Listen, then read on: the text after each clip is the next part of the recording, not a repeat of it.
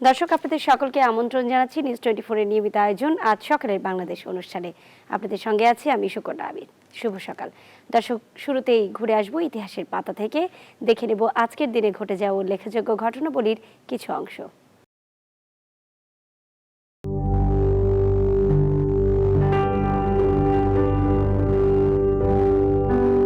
আজ মঙ্গলবার 20 জুলাই 2021, 5 শ্রাবণ 1428 বঙ্গাব্দ, 9 জিলহজ 1442 হিজরি। 1905 সালের এই দিনে ব্রিটিশ সংসদে বঙ্গভঙ্গ আইন প্রথম অনুমোদন পায়। 1947 সালের এই দিনে মোহাম্মদ নাসির উদ্দিনের সম্পাদনায় বাংলায় মুসলিম নারীদের সচিত্র সাপ্তাহিক পত্রিকা বেগম প্রকাশিত হয়। 1960 সালের এই দিনে বিশ্বের ইতিহাসে শ্রীলঙ্কার শ্রীমাভ বন্দরনায়েকে প্রথম প্রধানমন্ত্রী নির্বাচিত হন। 1969 সালের এই দিনে অ্যাপোলো 11 অভিযানের নভোচারী নীল আর্মস্ট্রং ও এডউইন অলড্রিন জুনিয়র প্রথম মানুষ হিসাবে চাঁদে পা রাখেন। 1996 সালের এই দিনে ঢাকা নগর জাদুঘর উদ্বোধন করা হয়। 1804 সালের এই দিনে জন্ম নেন রিচার্ড ওয়েন। তিনি ছিলেন ইংরেজ জীববিজ্ঞানী ও জীবন্যাসবিদ। 1822 সালের এই দিনে গ্রেগর ইয়োহান ম্যান্ডেল জন্ম নেন। তিনি ছিলেন অস্ট্রীয় ধর্মযাজক ও বংশগতির প্রবক্তা। 1864 সালের এই দিনে এরিক এক্সেল কারল ফেলডট জন্ম নেন। তিনি ছিলেন নোবেল পুরস্কার বিজয়ী সুইডিশ কবি। 1902 সালের এই দিনে সুনির্মল বসু জন্ম নেন। তিনি ছিলেন কবি ও শিশু সাহিত্যিক। 1919 সালের এই দিনে এডমন্ড হিলারি জন্ম নেন। তিনি ছিলেন নিউজিল্যান্ডের একজন পর্বতারোহী ও অভিযাত্রী। 1950 সালের এই দিনে জন্ম নেন নাসিরুদ্দিন শাহ। তিনি ভারতীয় চলচ্চিত্র তারকা অভিনেতা। 1866 সালের এই দিনে মৃত্যুবরণ করেন বের্নহার্ড রিমান। তিনি ছিলেন বিখ্যাত জার্মান গণিতবিদ। 1945 সালের এই দিনে পল ভ্যালেরয় মৃত্যুবরণ করেন। তিনি ছিলেন ফরাসি লেখক ও কবি। 1973 সালের এই দিনে জন্ম নেন ব্রুস লি। তিনি ছিলেন চীনা মার্শাল আর্ট শিল্পী, শিক্ষক ও অভিনেতা। 2013 সালের এই দিনে হেলেন টমাস মৃত্যুবরণ করেন। তিনি ছিলেন আমেরিকান সাংবাদিক ও লেখক। দর্শক, দেখছিলেন ইতিহাসের ঘটে যাওয়া আজকের দিনে উল্লেখযোগ্য ঘটনাবলীর অংশবিশেষ।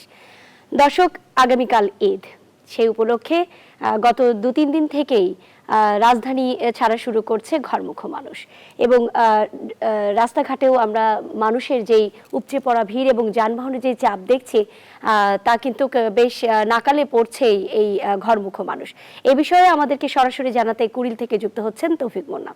তৌফিক মুন্না, নিশ্চয়ই আপনি আমাকে শুনতে পাচ্ছেন।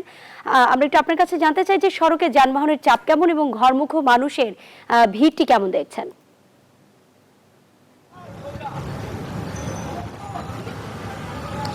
সুবর্ণা আমির, আগামীকাল কিন্তু ঈদ এবং আজকে ঈদের আগের দিন, অর্থাৎ চাঁদ রাত যেটা বলা হয়, এবং সেই হিসাবে কিন্তু এখন আগের দিনের যে যানজটের চিত্র আমি আপনাকে দেখানোর চেষ্টা করছি। আমি রয়েছি যানজটের মধ্যে আর কি।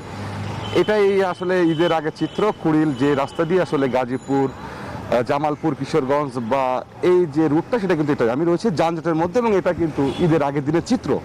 মানে মানুষজন এই রাস্তা দিয়ে যানজটের এমন চিত্র কিন্তু আগে কখনো দেখেনি, যে এই কুড়িল বাড্ডা যে যানজট, এটা কিন্তু আসলে আগে মানুষ দেখেনি। এটা কিন্তু মানুষের নতুন চিত্র, যেটা সবসময় ঢাকা টাঙ্গাইল মহাসড়ক, ঢাকা চট্টগ্রাম মহাসড়ক, ঢাকা কুমিল্লা মহাসড়ক ছিল, সেটা কিন্তু এখন ছাপিয়ে কিন্তু এখন এই বাড্ডা, কুড়িল, এয়ারপোর্ট থেকে শুরু করে কিন্তু আপনার বনানী, সব জায়গাতেই কিন্তু যানজট। এখানে মানুষজন কেউ কেউ যানজটের মধ্যে ঘুমাচ্ছেন। তারা কিন্তু আসলে অসহায় আর কি। তারা বলছেন যে কি করবো ভাই এত সময়, এমনটা তাদের বক্তব্য। আমরা তাদের সাথে কথা বলার চেষ্টা করি যে এখানে রয়েছেন একজন। আপনি কতক্ষণ ধরে এখানে দাঁড়িয়ে আছেন?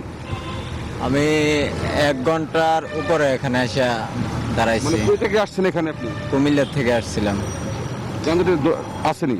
হ্যাঁ, কুমিল্লা থেকে মোটামুটি যানজট পেয়েছি, তবে এখানে যতটুক দাঁড়াইছি অন্য জায়গায় অতটুক দাঁড়াইতে হচ্ছে না। হালকা হালকা নাগাদ আপনি এখান থেকে যান বেরোতে পারবেন মনে করছেন? আমার মনে হয় না যে এখান থেকে 3 থেকে 4 ঘন্টা শেষ না হওয়া পর্যন্ত এয়ারপোর্টে পৌঁছতে পারবো। শুনছিলেন এখানে একজন বলছিলেন যে তিনি 3 থেকে 4 ঘন্টার আগে এখান থেকে বের হতে পারবেন না বলে তার মানে মন্তব্য, কিন্তু আসলে এইখানে আমরা সকাল 7টায় এসেছি, এখন বাজে 8টা, অর্থাৎ 1 ঘন্টায় কিন্তু আমরা এখানে কোনো গাড়িকে এখনো নড়তে দেখি নাই। এখানে আরো অনেক আছেন যারা ঈদের জন্য বাড়ি যাচ্ছেন, বেশ মানুষ, তারা একটু কথা বলুক। যে আপনি এখানে কতক্ষণ ধরে আসছেন? আমি আসছি প্রায় 1 ঘন্টার উপরে, 1 ঘন্টার উপরে আমি আসছি, কিন্তু এই যে অবস্থা 5 দিনের জন্য লকডাউন খুলছে, ঠিক আছে, খোলার পরে যদি প্রশাসনের একটু কঠিন করতো, কি যে কোনো জাম রোডে পড়তে পারবো না, যেমন তোমরা জাম ছুটাইবা। তারা তো জানেই যে এতদিন লকডাউনের পরে যখন আমি 5 দিনের জন্য খুলিয়ে দিছি, তাহলে অবশ্যই রোডে জাম পড়বো। তারা করে কি, তারা ওই যে ওভার ব্রিজের উপরে কোরআন দিয়ে এখন এনে রোডে জাম, তাহলে অবশ্যই পাবলিক রং সাইড দিয়ে যাইব, তো রং সাইড দিয়ে গেলে এখন দান্দা হইব। হেরা না আছে, মানে কোন টাকা খাইতে পারবো এই দান্দায় আছে। সরকারের এখানে কোনো দোষ না, সরকার কিন্তু যানবাহন দিয়ে চেষ্টা করে বাংলাদেশটা যাতে উন্নত হইবে এই জন্য চেষ্টা করে।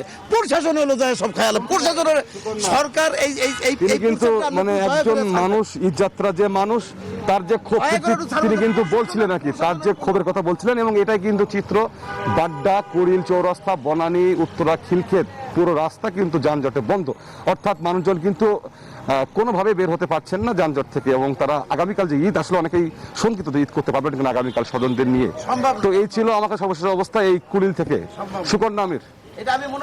অসংখ্য ধন্যবাদ তৌফিক মুনা। দর্শক, ঈদ যাত্রাকে কেন্দ্র করে ঢাকা থেকে বের হতে নাকাল হচ্ছে ঘরমুখো মানুষ এবং রাজধানীতে রয়েছে যানবাহনের উপচে পড়া ভিড়। এই বিষয়ে আমাদের কুড়িল থেকে জানাচ্ছিলেন সহকর্মী তৌফিক মুনা। দর্শক, এ পর্যায়ে আপনাদের জন্য রয়েছে আমাদের নিয়মিত আয়োজন সংবাদপত্র পর্যালোচনা। তবে তার আগে দেখে নেব সংবাদপত্রের শিরোনাম। দর্শক, শুরু করব বাংলাদেশ প্রতিদিন দিয়ে এবং বাংলাদেশ প্রতিদিনের যে সকল শিরোনাম হয়েছে তা জানিয়ে দেব। ঝুঁকি নিয়েই বাড়ি ফেরা, রাজধানী সহ সড়ক মহাসড়কে তীব্র যানজট, ট্রাক পিকআপে ঘরমুখো মানুষ। ফের বিচ্ছিন্ন হচ্ছে ঢাকা। এবং আরেকটি শিরোনাম পড়ে নিচ্ছি, কঠোর স্বাস্থ্যবিধিতে পবিত্র হজ পালিত। দৈনিক কালের কণ্ঠ রয়েছে এ পর্যায়ে আমার হাতে এবং সেখানকার প্রধান শিরোনাম রয়েছে, ঈদের আমেজের স্বাস্থ্যবিধি শিখেই, অস্পষ্ট নির্দেশনায় চামড়া মজুদে অনিশ্চয়তা। বেশিরভাগ এমপি ঈদ করছেন এলাকায়, করোনা প্রতিরোধে লড়ছেন তারাও। দৈনিক প্রথম আলো রয়েছে এ পর্যায়ে আমার হাতে এবং সেখানকার প্রধান শিরোনাম করা হয়েছে, ঢাকায় এল মডার্নার আরো 30 লাখ টিকা। এবং আরো কয়েকটি শিরোনামের মধ্যে রয়েছে, হাশেম ফুডসের মতো ঘটনা ঠেকাতে কাজ করতে চায় আইএলও। দৈনিক সমকাল রয়েছে এ পর্যায়ে আমার হাতে এবং দৈনিক সমকাল পত্রিকার যে সকল শিরোনাম রয়েছে তার মধ্যে উল্লেখযোগ্য, করোনাকালে আরেকটি ঈদুল আজহা কাল, আনন্দ যেন না হয় বিষাদ, স্বাস্থ্যবিধি মেনে চলুন, সুরক্ষিত থাকুন, ডক্টর ABM আব্দুল্লাহ। এবং আরেকটি শিরোনাম রয়েছে, ঈদের পরের লকডাউন, চালু থাকবে শুধু খাদ্য, চামড়া ও ওষুধ কারখানা। দ্য ডেইলি সান রয়েছে এ পর্যায়ে আমার হাতে এবং সেখানকার প্রধান শিরোনাম রাখা হয়েছে, travel অর্ডেল on way to homes, Eid holiday makes face long tailbacks. The daily star রয়েছে এ পর্যায়ে আমার হাতে এবং সেখানকার প্রধান শিরোনাম রাখা হয়েছে, post Eid lockdown, July 23 to August 5, offices factories to stay shut. চলে যাচ্ছে পরের পত্রিকায় এবং এ পর্যায়ে রয়েছে আমার হাতে banglanews24.com এবং সেখানকার প্রধান শিরোনাম রাখা হয়েছে, 19 দিনের টানা ছুটিতে বাংলাদেশ, উপহারের 30 লাখ মডার্না টিকা ঢাকায়, 30 বছর বয়সীরাও টিকা পাবেন। এবং দ্য নিউ ইয়র্ক টাইমস রয়েছে এ পর্যায়ে আমার হাতে এবং সেখানকার প্রধান শিরোনাম রাখা হয়েছে, argued by foreign powers, Haiti announces a new government. দর্শক, এই ছিল আজকে আমার হাতের প্রধান কিছু পত্রিকার প্রধান কিছু শিরোনাম। এ পর্যায়ে চলে যাচ্ছি সংবাদপত্র পর্যালোচনা এবং আজকে সংবাদপত্র পর্যালোচনা আমাদের সঙ্গে যুক্ত হচ্ছেন অধ্যাপক ডক্টর AKM শাহনেওয়াজ, শিক্ষক, ঢাকা জাহাঙ্গীরনগর বিশ্ববিদ্যালয়। AKM শাহনেওয়াজ, আপনাকে স্বাগত জানাচ্ছি আজ সকালের বাংলাদেশ অনুষ্ঠানে সংবাদপত্র পর্যালোচনায়। নিশ্চয়ই আজকে সংবাদপত্রের শিরোনামগুলো আপনি দেখে নিয়েছেন, একটু আপনার কাছে আলোচনায় যাব। আপনি জানেন যে আগামীকালকে আমাদের ঈদুল আজহা এবং বেশ কয়েকদিনের জন্যই লকডাউন শিথিল করা হয়েছে এবং সড়ক মহাসড়কে তীব্র যানজট, ঘরমুখো মানুষ। আমরা দেখতে পাচ্ছি যে রাজধানীর বেশ কিছু সড়কেই একদম ভোর থেকে শুরু করে বিগত কয়েকদিনই উপচে পড়া ভিড়, যানবাহনের যানজট। তো এমতো অবস্থায় আসলে করোনার যে সংক্রমণ এবং স্বাস্থ্যবিধির যে অনিয়ম, সেটি আসলে কেমন বোধ করছেন আপনার মন্তব্য একটু জানতে চাই। দেখুন, আমরা সময়ের বাস্তবতাকে যদি মেনে নিই, মেনে তো নিতেই হবে, তো তাতে আমাদের মনে হয় খুব জটিল একটা পরিস্থিতির মধ্যে আমরা আছি। এই জটিলতা থেকে মুক্ত এককভাবে কেউ যে করতে পারবে তেমন মনে হয় না। একটা ভয়ঙ্কর করোনার মধ্যে আমরা প্রায় 1.5 বছর বসবাস করছি। সংক্রমণের সংখ্যা বাড়ছে, মৃত্যুর সংখ্যা ক্রমে বাড়ছে, কিন্তু বিপরীত ক্ষেত্রে যেটা হয় যে দীর্ঘদিনে বাঙালির বোধহয় এক ধরনের মানসিকতা কাজ করে, আমরা একটু অন্যরকম, একটু বেশি আবেগপ্রবণ কিনা জানি না, এবং নিজে আক্রান্ত হয়ে নিঃশেষ হওয়ার আগ পর্যন্ত খুব ভীতিও আমাদের মধ্যে কাজ করে না। আমি মাঝে মাঝে এটাকে কোটেশন দিয়ে বীর বাঙালি বলি আর কি, এক ধরনের বীর বাঙালি। তো এইটার একটা চরম দশার মধ্যে দিয়ে আমরা এখন যাচ্ছি। লকডাউন হচ্ছে কি হচ্ছে না, লকডাউনকে এখন খুব একটা গুরুত্ব কেউ আর দিতে চান না, কারণ লকডাউন আমরা ওইভাবে শক্তভাবে পালন করাতে পারিনি। আমরাও সচেতন মানুষ হিসেবে আমরা সচেতনতা দেখাতে পারিনি, লকডাউন মানতেও পারিনি। তো এগুলো ক্রমে আমাদের চরম দুর্দশায় নিয়ে যাচ্ছে। তার মধ্যে ঈদ যাত্রা, এই ঈদ যাত্রায় কখনোই সামাজিক দূরত্ব মানা সম্ভব হয়নি, সম্ভবই হবে না আসলে, যতই বলি না কেন, সরকারের যত চেষ্টা করুন না কেন, কিন্তু এটা সম্ভব না। এত মানুষের দেশে এত অপ্রতুল সব ব্যবস্থাপনা, সেখানে এটা সম্ভব নয়। কিন্তু করোনা তো ছেড়ে কথা বলবে না, সুতরাং করোনার সংকট সামনে রেখেই আমাদের এই চরম ব্যর্থতার কথা আমরা মনে করতে পারি। দেখুন, সবচেয়ে বড় কথা হচ্ছে, আমি দেখছিলাম টিভি নিউজ গুলো কদিন ধরে, যে এই ঈদে যেরকম হুড়োহুড়ি টিকিট নিয়ে কাড়াকাড়ি থাকে বাস টার্মিনাল গুলোতে, প্রায় অলস সময় কাটাচ্ছেন বাস টার্মিনালের কর্মচারীরা, টিকিট বিক্রি করতে পারছে না, লোকজনও তেমন নেই। এর বড় কারণ যে মানুষ যাচ্ছে না তা না, যেতে পারছে না। অর্থাৎ এত বেশি যানজট, সেই যানজটের কারণে যেখানে বলছে যে 12টি বাস এতক্ষণে আমাদের ছেড়ে যাওয়ার কথা, সেখানে আমরা 2টো ছেড়েছি, তাও তেমন মানুষ নিয়ে নয়, কারণ যানজটের কারণে সময় মতো গাড়িগুলো আসতে পারছে না। প্রশ্ন আমার এখানে একটা রয়েছে, যেহেতু করোনা হোক বা করোনা সময়কাল না থাক, ঈদ যাত্রা যেহেতু আমাদের করতেই হবে, আর করোনা কালে আমরা সেই সুযোগ যেহেতু দিয়েছি, সরকারিভাবেও দেয়া হয়েছে, কিন্তু সবচেয়ে বড় সংকট হচ্ছে স্বাস্থ্য ঝুঁকি এমনিতেই প্রবল, তার মধ্যে এই ঝুঁকির মাঝখানে স্বাস্থ্যবিধি না মানার একটা বড় কারণ হচ্ছে এই জট। এবং এই জটটা কেন হচ্ছে তাও কিন্তু স্পষ্ট আমাদের কাছে, এবং এটা খুব হতাশাজনক যে রাস্তাঘাট মেরামতি হচ্ছে, হ্যাঁ উন্নয়নের জন্য তো কষ্ট করতেই হয়, কিন্তু যদি উন্নয়নের সীমারেখা থেকে 2 মাস পরে শেষ হবে, সেটা যদি ক্রমে কেবল 2 মাস এক্সটেন্ড করতে করতে, 2 করতে করতে বছর ঘুরতেই থাকে, তাহলে মানুষের ভোগান্তি তো বাড়তেই থাকবে।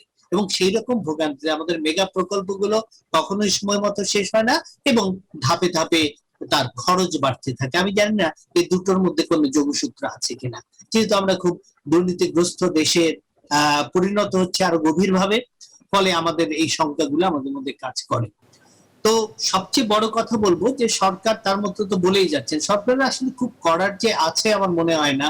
এত মানুষের দেশে সরকার কত কি করবে, ঘরে ঘরে গিয়ে তো আর রক্ষা করতে পারবে না। আর সেই রকম দূরদর্শী চিন্তাও যে সরকারের পক্ষ থেকে বিভিন্ন পর্যায়ে নেওয়া হয়েছে বা হচ্ছে, তেমনও মনে হয় না। আসলে আমাদের ভালো থাকতে হলে সতর্কতা আমাদেরই হতে হবে, কিন্তু আমরা সেই সতর্ক হতে পারছি না। এবং আমরা ক্রমে, আমি সেদিন দেখছিলাম, খুব কষ্ট লাগলো দেখে, এত সরল মানুষের সারল্য দিয়ে আমরা করবোটা কি। বলা হচ্ছে এই 2 দিন আগে সদরঘাটে লঞ্চে ডেকে বসা প্রচুর যাত্রী এক মাঝবয়সীকে সংবাদ মাধ্যম প্রশ্ন করছে, আপনি কেন মাস্ক পরেননি? তিনি অবলীলায় বলে ফেললেন, মাস্ক পরলেই যে করোনা হবে না, আর মাস্ক না পরলেই যে করোনা হবে, এটা আমি বিশ্বাস করি না। এই যে একটা সারল্য, ভয়ানক সারল্য, এই ভয়ানক সারল্য কোনো না কোনো ভাবে বিভিন্ন রূপে অনেকের মধ্যে চলছে। আমি তো রাস্তাঘাটে চললে, বা আমাদের জাহাঙ্গীরনগরের পেছনে যে একটা ছোট্ট টাউনশিপ ডেভেলপ করেছে, আমি গেলে তাকিয়ে থাকি, আমি তো দেখি না 90% মানুষের মুখে মাস্ক নেই, এবং তারা মোটেও এটাকে বদার করছে। এবং এই তালিকায় যে একেবারে অসচেতন যদি আমরা বলি সাধারণ মানুষ, প্রান্তিক মানুষ, তাও নয়, এই বিশ্ববিদ্যালয়ের ছাত্র থেকে শুরু করে শিক্ষিত মানুষ, প্রত্যেকের মধ্যে একটা ড্যাম কেয়ার ভাব। তারা ভাবতেই চান না যে আমার কারণে আমি অনেককে সংক্রমিত করব, এবং আমাদের এই সংকট অনেক বেড়ে যাবে। ঈদ যাত্রায় তো সেটা প্রচন্ডভাবে যাচ্ছে, সেই সংকটের দিকে যাচ্ছি। আমরা জানি না সতর্ক না হলে আমাদের অদূর ভবিষ্যতে আমাদের জন্য কি অপেক্ষা করছে, বিধাতার কৃপা ছাড়া কি বা করতে পারি। আপনার সঙ্গে কথা মিলিয়ে বলতে চাই আসলে বাঙালি উৎসব এবং আবেগপ্রবণ জাতি, এবং আমরা দেখছি যে বিগত কয়েকদিন ধরে অর্থাৎ লকডাউন শিথিলের পর থেকে শুরু করে যখন থেকে আসলে সবকিছু অর্থাৎ অফিস আদালত সাময়িকভাবে খুলে দেওয়া হয়েছে, শপিং মল থেকে শুরু করে গণপরিবহন খুলে দেওয়া হয়েছে, তখন থেকে দেখা যাচ্ছে যে স্বাস্থ্যবিধি মেনে যতবারই বলা হচ্ছে ততবারই আসলে স্বাস্থ্যবিধির তোয়াক্কা কেউ করছে না। কিন্তু আমরা কিন্তু অপরপক্ষে যদি দেখি যে প্রতিদিনই কিন্তু সংক্রমণের হার যেভাবে বাড়ছে, জেলা উপজেলা থেকে শুরু করে বিভাগীয় পর্যায়গুলোতে মৃত্যুর হারও বেশ খানিকটা বেড়ে গেছে, এবং আমরা এও দেখেছি যে একই পরিবারের বেশ পর্যায়ক্রমে অনেকেই চলে যাচ্ছেন একের পর এক। তো এই বিষয়েও আসলে সাধারণ জনগণের নজরটি ফেরাতে পারছেন না। এখন আপনি যেটি বলছেন যে সরকার তো সবকিছু করতে পারবে না, আসলেই তাই। তো আমাদের যেটি বলা হয়েছে যে 23 তারিখ থেকে আবারও কঠোর লকডাউন এবং 19 দিনের জন্য কিন্তু ছুটিতে যাচ্ছে বাংলাদেশের সব কিছু। এই ছুটি এবং এই লকডাউন কতটুকু সংক্রমণ ঠেকাতে পারবে আপনার কাছে কি মনে হয়? দেখুন, এখানে একটা খুব কষ্টকর অভিজ্ঞতা প্রতিদিনই আমরা পাচ্ছি। সাধারণ মানুষের জন্য বলবো এইটি যে এই যে আমাদের আবেগ আছে সব ঠিকই আছে, কিন্তু কথা হচ্ছে আমরা কি এই যে বলে টিভিতে দেখি, বলছে যে বছরে দুটো ঈদ, এই ছুটি পাই, এখন না গেলে কখন যাব, অন্য সব ভুলে একটা গতানুগতিক ধারায় আসছে। আমি যদি বলি যে দেখো তোমাদের অনেকের ফ্যামিলিতে অনেক প্রবাসী আছেন বাইরে, তারা তো 5 বছরও হয়তো আসতে পারেন না, 3 বছরও তো আসতে পারেন না, সেটা তো আমরা মেনে নিই। তাহলে এই একটা সংকটের সময় আমরা নিজেদের এইটুকু হ্রাস কেন টানতে পারি না? 2 বছর কষ্ট না হয় করলাম, কিন্তু একটা বড় বিপদ থেকে আমরা দেশে বাঁচাতে পারি, তার দূরত্বটা অর্থাৎ সংক্রমণের দূরত্বটা কমিয়ে নিতে পারি। এটা যেমন ভাবছি না, আবার আপনি যে প্রশ্ন করলেন সেটা খুবই দুর্ভাগ্য যে এত কিছুর পরে এত সংকট হচ্ছে, এবার অন্তত সরকার বাস্তবতা অনুভব করে ঈদের পরেও লকডাউন প্রলম্বিত করতে হবে। প্রথমবারের মতো দেখবো যে গার্মেন্টস ফ্যাক্টরি থেকে শুরু করে সবকিছু বন্ধের কথা বলছে। এটা একটা সেন্সিবল জায়গা। আর জীবনের দায়, অর্থনীতি তো আছে, কিন্তু জীবনের দায় প্রথম, যদি 1-2 করে বলি জীবিকা দ্বিতীয়। জীবন না থাকলে জীবিকা দিয়ে হবেটা কি, অর্থনীতির প্রবৃদ্ধি দিয়ে হবেটা কি?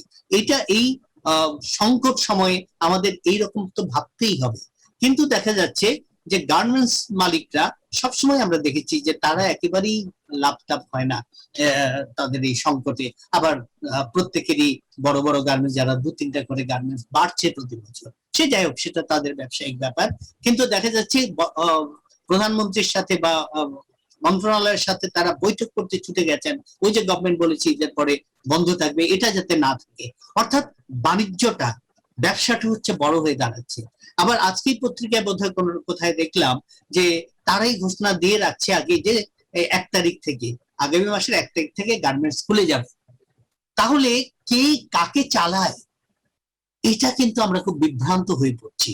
এবং এইগুলো যদি সমন্বয় না করতে পারি, তাহলে এই লকডাউন বা ইত্যাদি শাটডাউন, নানা নাম আমরা দিতে পারি, আর্মি পর্যন্ত রাস্তায় নামাতে পারি, কিন্তু তার আর আমরা এটা বলেছি যে শক্ত করে হলেও যদি লকডাউন মানানো না যায়, তাতে যদি মহাসংকট হয়, তাহলে সেটাই করতে হবে। আর সেটা করতে হলে সরকার সেটা চেষ্টা করেছেন, ওই চেষ্টায় হবে না। আমরা বরাবর বলেছি প্রান্তিক মানুষের ঘরে আগে খাবারটা পৌঁছে দিয়ে, যে 1 সপ্তাহের খাবার তোমার ঘরে রইলো, তুমি বেরোবে না।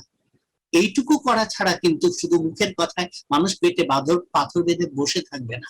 আর তো অনেক আবেগ টাবেগ আছে। ফলে এইগুলো একসাথে করে যদি সুস্থ নীতি নির্ধারণ না করা যায়, শুনলাম যে কিছু কিছু প্রণোদনা হচ্ছে, দেওয়া হবে, আর গতবারও দেওয়া হয়েছিল। আমি খোঁজ নিলাম, আমাদের ক্যাম্পাসকে ঘিরে অনেক ক্ষুদ্র ব্যবসায়ী আছে, চা বিক্রি করে ইত্যাদি করে বেঁচে থাকে, তারা 1.5 বছর তাদের নেই, তারা খুবই অসহায় অবস্থায় আছে। আমি একটু খোঁজ নিয়ে দেখলাম না, কোনো এই 1.5 বছরেও কোনো প্রণোদনার টাকা পায়নি। কার কাছে যায়, কিভাবে বন্টন হয়, এটা আমরা জানি না, কিন্তু ওরা যে পায় না সেটা দেখতে পাই। ফলে এই ব্যাপারগুলো প্রত্যেকটার সাথে প্রত্যেকটা যোগসূত্র আছে। আমরা যদি সত্যিই থামাতে চাই মানুষকে, যদি আমরা নিয়ম মানাতে চাই, তাহলে কিন্তু যার সাথে যার যোগসূত্র সেটা সম্পাদন করা খুবই জরুরি বলে আমি মনে করি।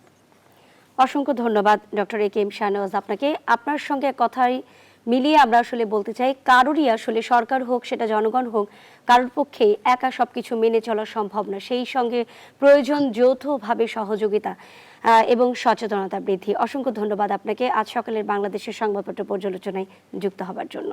দর্শক, চলে যাচ্ছি আমাদের পরের পর্বে। এ পর্যায়ে আপনাদের জন্য রয়েছে আমাদের আজকের আবহাওয়ার পূর্বাভাস। দর্শক, আপনাদেরকে জানিয়ে দেব আজকের আবহাওয়া পূর্বাভাসের কিছু তথ্য। আগামী 2 দিনের মধ্যে বঙ্গোপসাগরে একটি লঘুচাপ সৃষ্টি হতে পারে। একই সময়ে বৃষ্টিপাতের প্রবণতাও কমবে বলে জানিয়েছে আবহাওয়া অধিদপ্তর। আবহাওয়ার পূর্বাভাসে এও বলা হয়েছে, রাজশাহী, রংপুর, ঢাকা, ময়মনসিংহ, চট্টগ্রাম ও সিলেট বিভাগের অনেক জায়গায় এবং খুলনা ও বরিশাল বিভাগের কিছু কিছু জায়গায় অস্থায়ীভাবে দমকা হাওয়া সহ হালকা থেকে মাঝারি ধরনের বৃষ্টি বা বজ্রসহ বৃষ্টি হতে পারে। সেই সঙ্গে দেশের কোথাও কোথাও মাঝারি ধরনের ভারী থেকে ভারী বৃষ্টি হওয়ার সম্ভাবনা রয়েছে। সারা দেশে দিনে তাপমাত্রা সামান্য কমতে এবং রাতের তাপমাত্রা প্রায় অপরিবর্তিত থাকতে পারে।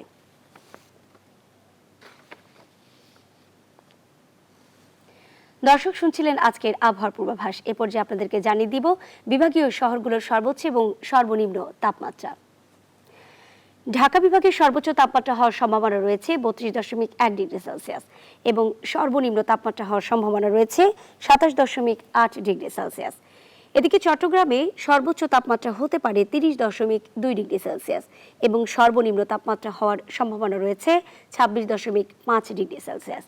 সিলেটে 31.2 ডিগ্রি সেলসিয়াস সর্বোচ্চ তাপমাত্রা এবং 25.6 ডিগ্রি সেলসিয়াস সর্বনিম্ন তাপমাত্রা হতে পারে।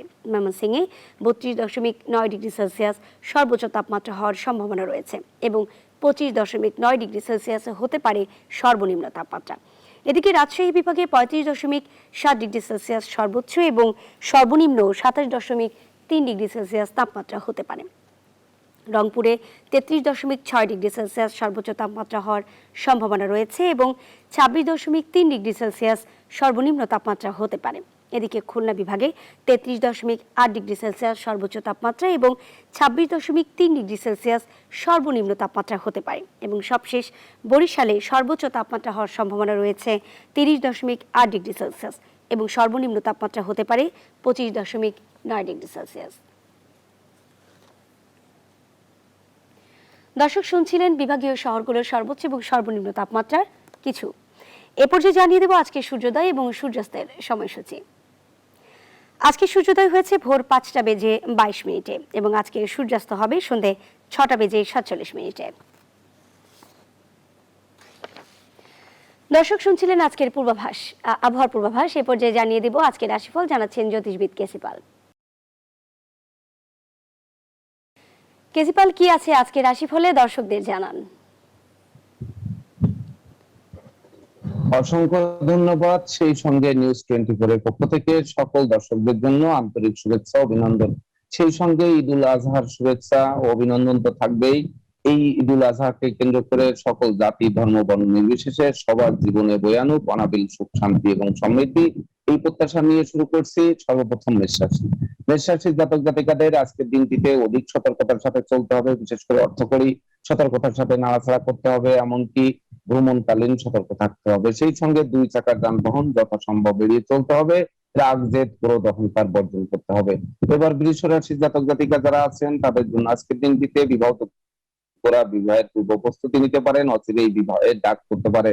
এমনকি প্রেমিক প্রেমিকাদের জন্য দিনটি স্মরণীয়, বরণীয় বা রেকর্ড সৃষ্টিকারী দিবস হিসেবে গণ্য হতে পারে। সপরিবারে কাছে পিঠে ভ্রমণ করতে পারেন। লৌকিকতায় ব্যয়ের বৃদ্ধি পেতে পারে। এবার মিথুন রাশির জাতক জাতিকা যারা আছেন তাদের জন্য আজকের দিনটিতে শরীর স্বাস্থ্যের প্রতি তীক্ষ্ণ নজর রাখতে হবে। স্বাস্থ্য সচেতনতা অবলম্বন করতে হবে। সেই সঙ্গে গুপ্ত প্রকাশ্য শত্রুর হাত থেকে বাঁচার জন্য নিজেকে সতর্ক রাখতে হবে। অবশ্য শ্রমিক কর্মচারীরা সহযোগীর হাত বাড়িয়ে দেবে, যার ফলে দীর্ঘদিনের প্ল্যান প্রোগ্রাম বাস্তবায়নের দিকে ধাবিত হবে। এবার কর্কট রাশির জাতক জাতিকা যারা আছেন তাদের জন্য আজকের দিনটিতে বিশেষ করে ছোট্ট শিশুদের জন্য মৌজ মস্তিতে দিনটি অতিবাহিত হবে। এমনকি সন্তানদের কেরিয়ার, অধ্যয়ন, স্বাস্থ্য বিষয়ক দুশ্চিন্তার অবসান করতে পারে। সেই সঙ্গে মামলা মোকদ্দমার রায় পক্ষে আসতে পারে। আপনারা যে প্রযুক্তি, যে কৌশল অবলম্বন করবেন তা বাস্তবায়নের দিকে ধাবিত হবে। এবার সিংহ রাশির জাতক জাতিকা যারা আছেন তাদের জন্য আজকের দিনটিতে দীর্ঘদিনের প্ল্যান প্রোগ্রাম বাস্তবায়িত হবে। এমনকি দাম্পত্য সুখ শান্তি প্রতিষ্ঠার গ্রাফ চাঙ্গা হয়ে উঠবে। সেই সঙ্গে সহকর্মী ও অংশীদারদের কাছ থেকেও প্রচুর সহযোগিতা পাবেন। মালিক ভাড়াটিয়ার দীর্ঘদিনের মতানৈক্যের অবসান ঘটবে। ভাঙ্গা প্রেম বন্ধুত্ব জোড়া লাগার সম্ভাবনা অনেকাংশে বেশি। এবার কন্যা রাশির জাতক জাতিকা যারা আছেন তাদের জন্য আজকের দিনটিতে গৃহবাড়িতে কোনো না কোনো মাঙ্গলিক অনুষ্ঠান অনুষ্ঠিত হতে পারে। ভাই বোনদের কাছ থেকে প্রচুর সহযোগিতা পেতে পারেন। কর্ম ও ব্যবসা বাণিজ্যে প্রচুর লাভবান হতে পারেন। সেই সঙ্গে সপরিবারে দূর ভ্রমণে যাওয়ার সম্ভাবনা অনেকাংশে বেশি। তবে ভ্রমণকালীন সতর্কতার সাথে চলতে হবে, নচেত চলছে কিংবা দোকান পার্টি লুটতরাজ প্রভৃতি খপ্পরে পড়তে পারেন। এবার তুলা রাশির জাতক জাতিকা যারা আছেন তাদের জন্য আজকের দিনটিতে শূন্য পকেট পূর্ণ হয়ে উঠবে, এমনকি ব্যাংক ব্যালেন্স খুলে ফেটে উঠবে। সেই সঙ্গে ভাঙ্গা প্রেম বন্ধুত্ব জোড়া লাগতে পারে, এমনকি গৃহবাড়িতে নতুন আসবাবপত্র, বস্ত্র, অলংকার ও ইলেকট্রনিক সামগ্রীর প্রসার হতে পারে। তাছাড়া মন সুর সঙ্গীত ও ধর্মের প্রতি আকৃষ্ট হয়ে থাকবে। এবার বৃশ্চিক রাশির জাতক জাতিকা যারা আছেন তাদের জন্য আজকের দিনটিতে হারানো মনোবল, জনবল এমনকি অর্থবল ফিরে আসবে। সেই সঙ্গে যারা নতুন গৃহবাড়ি, ফ্ল্যাট বাড়ি, ভূমি সম্পত্তি, দোকানপাট ক্রয়ের স্বপ্নে বিভোর, তাদের স্বপ্ন অচিরেই পূরণের দিকে ধাবিত হবে। তবে লোকে ভুল বুঝতে পারে, সন্দেহের চোখে দেখতে পারে, তাই তো ডাইনে বামে সামনে পিছে চতুর্দিকে চোখ কান খোলা রেখে দিনটি অতিবাহিত করতে হবে। এবার ধনুরাশির জাতক জাতিকা যারা আছেন তাদের জন্য আজকের দিনটিতে শুভ অপেক্ষা ও অশুভ ফলের মাত্রা বাড়িয়ে দিতে পারে। বিশেষ করে টাকা পয়সা হাতে আসতে আসতে মাঝপথে আটকে যেতে পারে। ব্যবসা বাণিজ্যে মন্দাভাব বিরাজ করতে পারে, এমনকি আপনাকে ধার কর্জ ও ঋণের জালে আটকে দিতে পারে। সেই সঙ্গে 2 চাকার বাহন বর্জন করতে হবে, এমনকি সুনাম যশ মান মর্যাদাও কিন্তু ধুলায় মিশিয়ে দিতে পারে। এবার মকর রাশির জাতক জাতিকা যারা আছেন তাদের জন্য আজকের দিনটিতে পাওনা টাকা আদায় হতে পারে, আটকে থাকা কাজ সচল হতে পারে, এমনকি ব্যবসা বাণিজ্যে মজুত মালের দাম বৃদ্ধি পেতে পারে। সেই সঙ্গে দূর থেকে আসা কোনো সংবাদে গোটা পরিবারে খুশির বার্তা দিতে পারে। তাছাড়া নিঃসন্তান দম্পতিদের কোল আলোকিত হয়ে উঠতে পারে, এমনকি প্রেম, রোমান্স, বিনোদন, ভ্রমণ, বিনিয়োগ, বন্ধুত্ব শুভ ফল প্রদান করবে। এবার কুম্ভ রাশির জাতক জাতিকা যারা আছেন তাদের জন্য আজকের দিনটিতে দীর্ঘদিন ধরে বেকারত্বের অভিশাপ নিয়ে ভুগছেন, অচিরেই বেকারত্বের অভিশাপ থেকে মুক্ত হওয়ার জন্য পথ খুলবে। সেই সঙ্গে নিত্য নতুন বাণিজ্যিক পরিকল্পনা বাস্তবায়িত হবে, এমনকি সন্তানদের কেরিয়ার, অধ্যয়ন, স্বাস্থ্য বিষয়ক দুশ্চিন্তার অবসান ঘটবে। পিতামাতার স্বাস্থ্য ভালোর দিকে যাবে। সেই সঙ্গে পিতামাতার কাছ থেকেও ভরপুর সাহায্য সহযোগিতা এমনকি আশীর্বাদ প্রাপ্ত হবেন, যার স্বপ্ন পূরণ নিশ্চিত করবে। এবার সর্বশেষ রাশি মীন রাশির জাতক জাতিকা যারা আছেন তাদের জন্য আজকের দিনটিতে দুর্যোগের মেঘ সরে গিয়ে সুদিনের সূর্য উদিত হবে, এমনকি দীর্ঘদিনের প্ল্যান প্রোগ্রাম আর স্বপ্নসাৎ বাস্তবায়নের দিকে ধাবিত হবে। তাছাড়া গৃহবাড়িতে নতুন আসবাবপত্র, বস্ত্র, অলংকার ও ইলেকট্রনিক সামগ্রী প্রসার চলতে পারে, এমনকি মন সুর সঙ্গীত, ধর্ম, আধ্যাত্মিকতা, পরোপকার ও সৃজনশীল কাজবাজের প্রতি আকৃষ্ট হয়ে থাকতে পারে। তবে সৃজনশীল কাজবাজ করতে গিয়ে আপনি কিন্তু নিজের পায়ে কুড়াল মারতে পারেন, সেদিকেও একটু নজর রাখতে হবে। রাশিফল সংক্রান্ত তথ্য এ পর্যন্তই। ধন্যবাদ আপনাকে আজকে রাশিফল দর্শকদের জানানোর জন্য। দর্শক, শেষ করব আজ সকালের বাংলাদেশের অনুষ্ঠান। সবাই ভালো থাকুন, সুস্থ থাকুন এবং সচেতন থাকুন।